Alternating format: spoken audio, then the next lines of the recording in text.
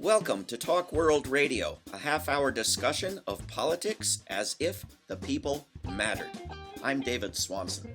This week on Talk World Radio, we are talking about the DNC, the Democratic National Committee. Our guest, Michele Johnson, is a project manager by trade. She is an elected member of her local parish Democratic Party council, as well as on the executive board of the Louisiana Democratic Party, where she serves as the DNC Committeewoman. Outside of work, she organizes around food access, clean air, and environmental justice issues, and consults on field strategy for political campaigns. Michele Johnson, welcome to Talk World Radio. Hi, David. Thanks for having me. Thanks for coming on. Thanks for doing what you're doing. For those who need it, briefly, for Dummies version, what is the DNC? What does it do? So the DNC is essentially, it's made of the chairs and vice chairs of all of the state parties, as well as people that within those states elect to represent them. And then we have the at-large members. And the at-large members are people kind of out there in the general public that are doing work in political nature. They're fundraising, they're consulting on strategy, they're helping to run campaigns. And then you have representatives from the large bodies. So say like the Democratic Attorney Generals, the Mayor's Association, the Governor's Association. You have representatives from labor parties. And so it's a broad coalition of people in the Democratic space that believe in pushing Democrat values. And why did you want to be part of the DNC, and when and how did you become so? Sure thing. So I became a member of the DNC in 2024, April 2024. So for Louisiana, we elect on members to our state governing board for the party, and for each of the what we call them parishes, everyone else calls them counties. Sure. On presidential primary ticket. Not all parties do that, but that's the way we do it. And we elect officers pretty much like the following month, or 6 to 8 weeks later. I wanted to join because in Louisiana, particularly, we have a voter turnout problem. I mean, the governor's race had 23% turnout. More people didn't vote than even pretended to vote.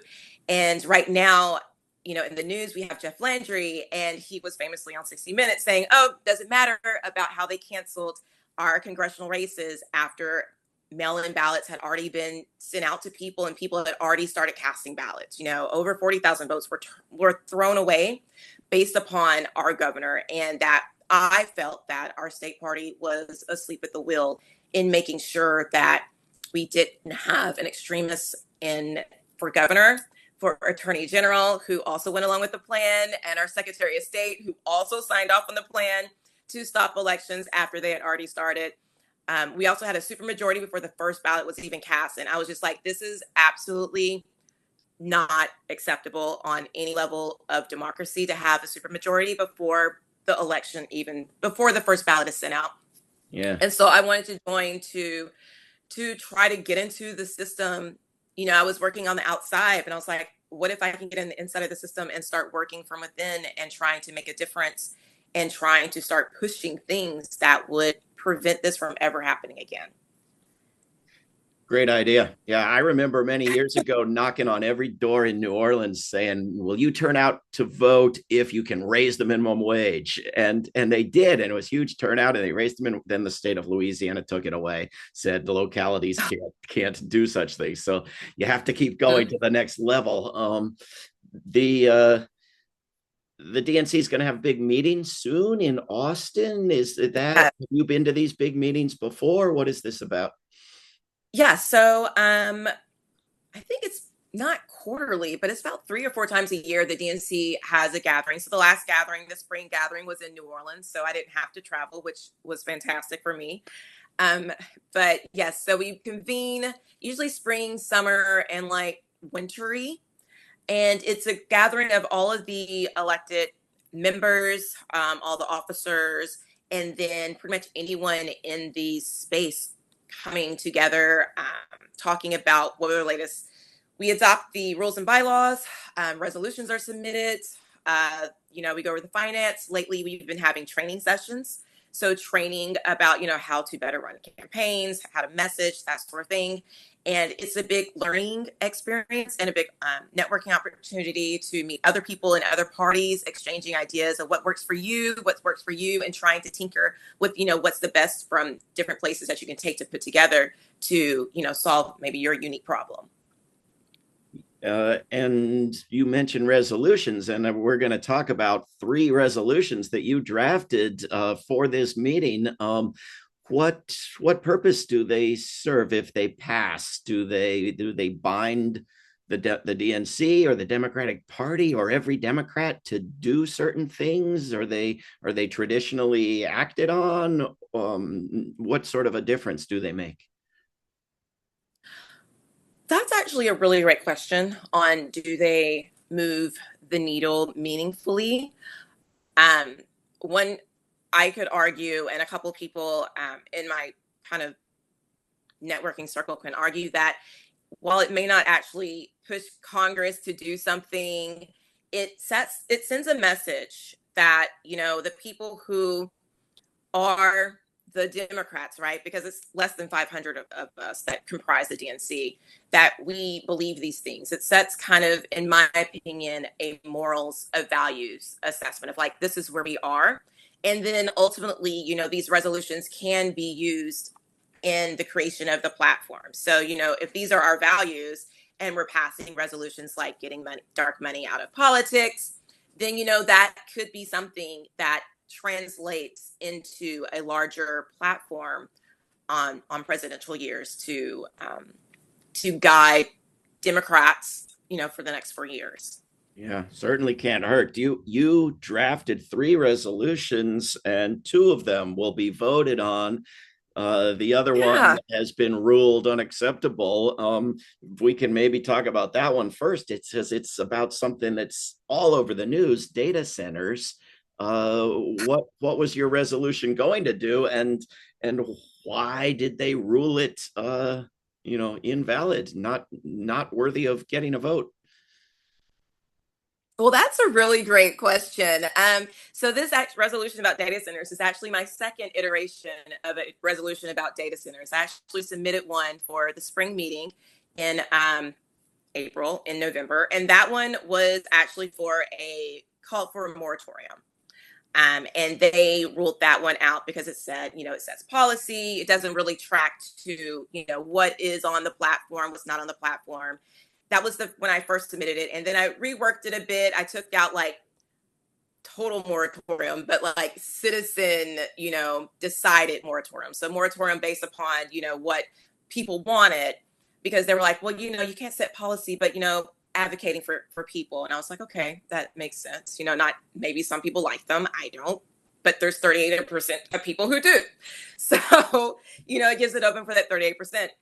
And they still ruled it out. They actually included in the packet. It went out to everyone, including members on the resolutions committee. And then I got a call saying, if you were ruling it out, but within the next 2 hours, if you can get the chair of the resolutions committee to put it back in, then we can get you put back in. Only thing is, I didn't have his number, so didn't happen.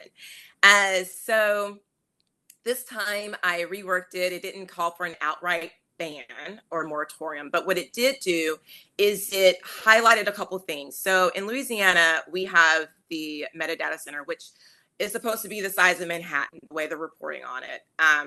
And then we have another one that's not from Meta, a different company opening in Shreveport on the other side of North Louisiana. And these data centers are coming out as a result of these NDAs. And there's been a lot of investigative reporting that's been blowing up locally and nationally about NDAs and data centers that was driven by people here in Louisiana pushing that narrative.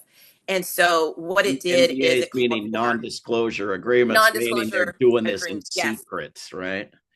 Yes. So it was reported that our governor has entered into it, and over 50 state legislators have entered into these non-disclosure agreements around economic development, and they all end up being some kind of extractive, industry. Like data centers that don't really provide jobs. And then, recently it's now SpaceX is trying to buy up land on like the coast of Louisiana.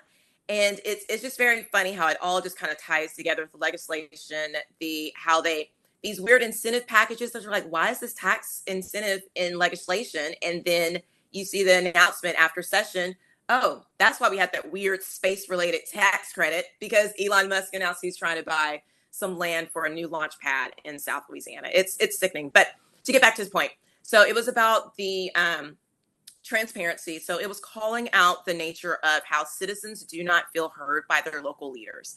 And that's not just anecdotal. There's actually polling that says that citizens do not feel heard by their electeds.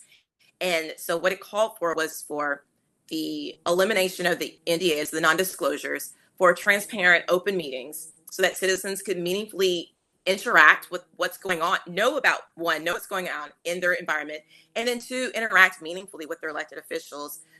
It called out in Monterey City in California. They actually had something very open. Their city council heard them. They made a ballot initiative and it passed with about, I think it was over 80% of the vote voted to actually ban data centers from their city based upon a citizen participatory manner. And so what it was calling for was not necessarily a moratorium. What it was calling for was for citizens to be heard in the process. It called out how a lot of these industries are oftentimes put in communities that are Black or brown, like you see in South Memphis, where they're putting these harmful technologies in areas that have been continually disenfranchised, which are communities that look like me, And so it called that out.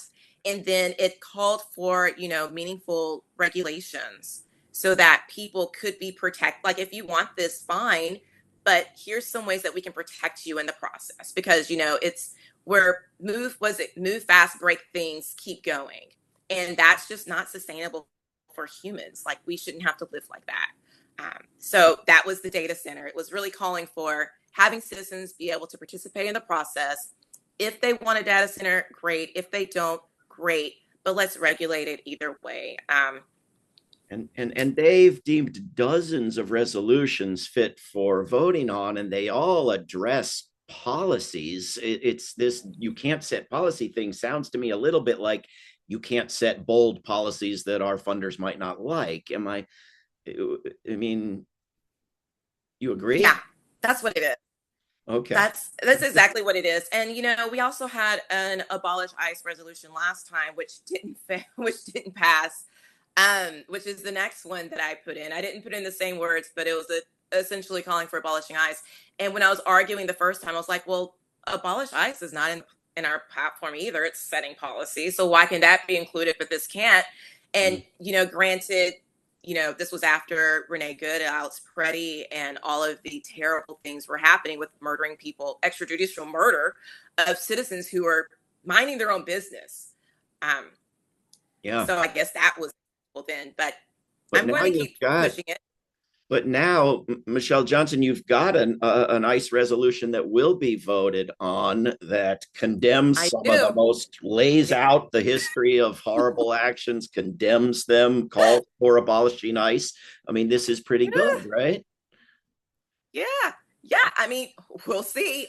So there's actually a competing resolution that Chair Ken Martin has. And so his resolutions are heard before everyone else's. And it calls out ICE as being kind of problematic, but it doesn't go so far as abolishing. It stops at reform. And, I think it's a compromise. My personal evolution on it was, I was like, okay, well, maybe this can be reformed. But then the more you look at the pattern and the culture, this is a culture that actually acts with impunity. And kind of like, as you said in my resolution, I go through the history. And when you start looking at the history and how, the blocks are laying up side by side, you see this is a pattern. And you can't fix I don't think personally you can fix a pattern with saying like, okay, well, don't wear a face mask or put on a body camera, because the cops who ran into Miss Miramar in Chicago that shot her, on the audio of the thing they wear, The the body camera, the body camera, the audio from the body camera. Thank you. I just totally blanked. It said, "I think it's time to take it up a notch." So when people are saying that, the man who shot and killed Renee Good, he was a trainer. yeah, So when the trainer is not doing the rules, when the people in the car are saying, "I think it's time to take it up a notch," and then they're allowed to take the crime scene with them. He fled in that vehicle to Maine, to a body shop in Maine, from Illinois to Maine. yeah. That's a culture. And culture isn't really fixed by a couple strokes of a pen. That's much more deep rooted. No, you And don't need more training when the trainers are the problem. So, um, exactly. And I think also what people really fail to remember is that, ICE has not been with us forever. ICE came after 9/11. Like, this is a new concept. yeah, And we were doing things before, and it's kind of like, well, why don't we just go back to how we did things? I mean, coming into the country illegally is not a criminal offense, that's a civil issue. But yet we have people with guns and badges in communities who are rounding up anyone who is black, brown, or has an accent and says, "Well, you must not belong." It's not right. And that's not a culture you fix with yeah. a No, pin stroke. it's a great point. You go back to the year 2000, it's not as if the United States were some sort of dystopian catastrophe because of horrible foreigners coming in and ruining everything. It, No, it, it just we wasn't. weren't. We Uh, weren't. We literally weren't. I mean, it's hard to believe, I guess, but this was not always the case, And so it's important to remember that these systems don't always have to be here. Like, if they're not truly serving us, if no. if they're xenophobic in intent, if they're racist in intent, we don't have to keep them. We can be better. And they come with the wars, and they're justified initially by the wars and the evil enemies. And then if you finally end some of the endless wars, the stuff is still around. So why not end that too? So Yeah. do you think that Ken Martin's resolution that's weaker will get voted on, and then when it comes to yours, that will be a potential excuse for some people? I've already voted for something on this topic. Yeah. Yeah, I mean, I've seen that before. Back in the Minnesota meeting last summer, which is when the Middle East Working Group began, that's essentially what happened. Chair Ken Martin wrote something, kind of, addressing the crisis in Gaza. And then Allison Minnerly, a DNC Committeewoman from Florida, also wrote something, but it was going a lot further in its call for ceasefire and arms embargo. And they were like, "Well, we already voted on something, so why do we need to, hear this one out?" And they debated both. They debated Allison Minnerly's, and then they ultimately decided to not pass hers. And then at the end of the meeting, Chair Ken Martin actually pulled his resolution and said, "You know what? Actually, we don't need to pass mine. We're just going to create a Middle East working group." And so actually, no actual resolution has been passed about what's happening in Gaza or in Palestine by the DNC. Yeah. Which brings us to your third resolution, your second resolution that will get voted on, we think, at this meeting in Austin, the one about don't send weapons illegally to countries that the law forbids sending weapons to, right? Right. So the Leahy laws actually apply to both this Department of State and the military. So military assistance and also assistance from the Department of State. And what it really calls out is it says, hey, if there's a country that is, well, for the State Department, it is, I think it's like extrajudicial killings, kidnappings, rape, like very serious things. We don't send money to help those countries. And the military, it doesn't really lay out, the conditions so much. It's just kind of like broadly, you're doing war crimes, human rights violations, human rights abuses.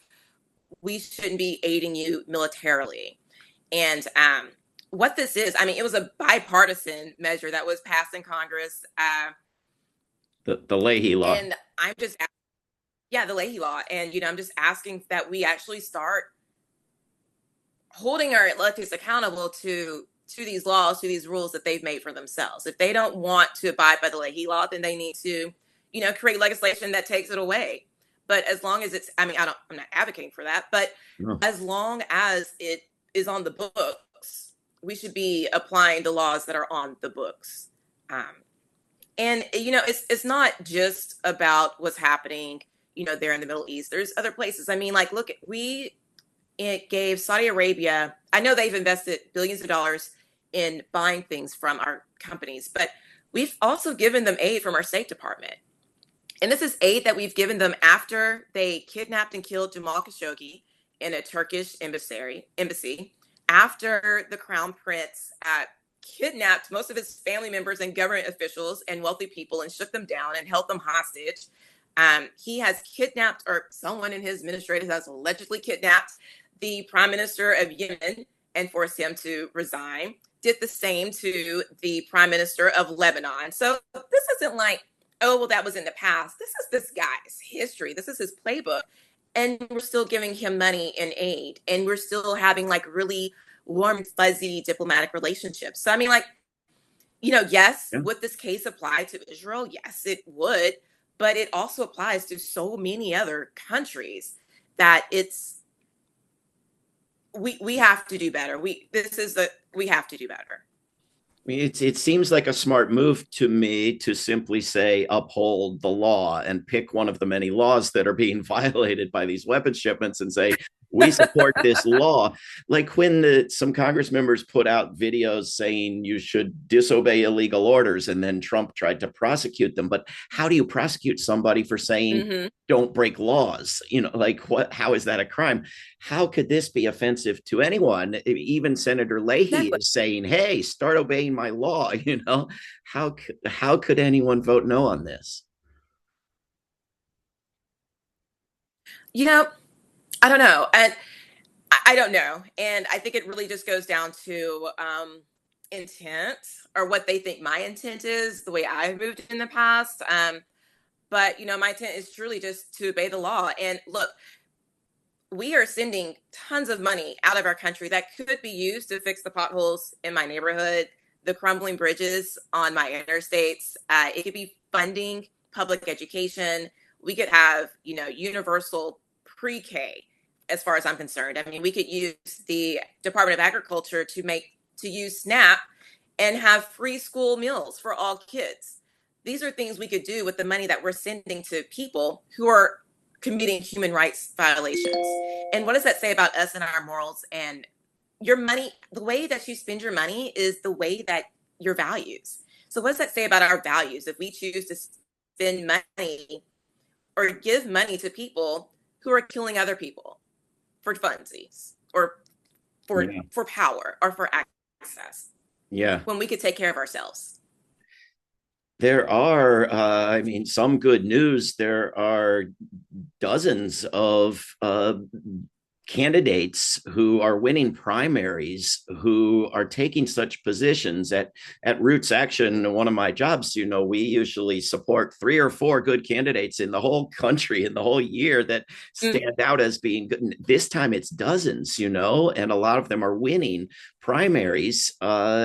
Is the DNC going to support them? And if, in Michigan, the Democrats are running ads saying the Republicans for wars, we're not. But some of the candidates are saying, once the minute they've won their primaries, are saying, as soon as I get in, I'm going to be like all the other Democrats, and I'm going to support the current leaders in the House and Senate, and who have opposite agendas. And so where is this going to lead? Where is the party going to go? And is it going to listen to the people who are electing all these candidates who actually support where 80% of the country is, but are described as straying from the center? Yeah, that's a really great question. I've seen a few coordinated campaigns. There's a few Senate races that the DNC, I think, is watching very closely. John Ossoff in Georgia, James Tallarico in Texas, Mary Pelota in Alaska, Sherrod Brown in Ohio. I think those are ones that the that I've been, and Roy Cooper to an extent, but he seems to have it carried away. I haven't really seen as much coordinated campaigns for him, but that's a strategy. I am not in those rooms, so I can't really speak to what they're going to do, but I can just speak to what I've seen, in my inboxes. So it's not, seek confidential information. That these are the candidates that I have seen being pushed. I haven't seen any campaigns being pushed on a congressional level. I do know that Chair Kim Martin wanted the DNC to stay out of primaries. And so I think, and that's why, individual, senators or Congress people, they have been using their PACs and their influence to play in certain primaries. But as far as the DNC is concerned, his position very early on was that we don't get involved in primaries. We get involved after the primary to help the person win. So, I am curious to see what happens after primary season, how that shakes out. Speaking of really great candidates like that, I mean, like I said, we had a primary in Louisiana, but it got canceled. And so now our primary is actually going to be on November 3rd when everyone else is voting. Yeah, it's an open primary. Yeah. And so it's very confusing to everyone outside of Louisiana because they're like, oh, well, I'll just jump in after the primary. Well, actually, the primary is November 3rd.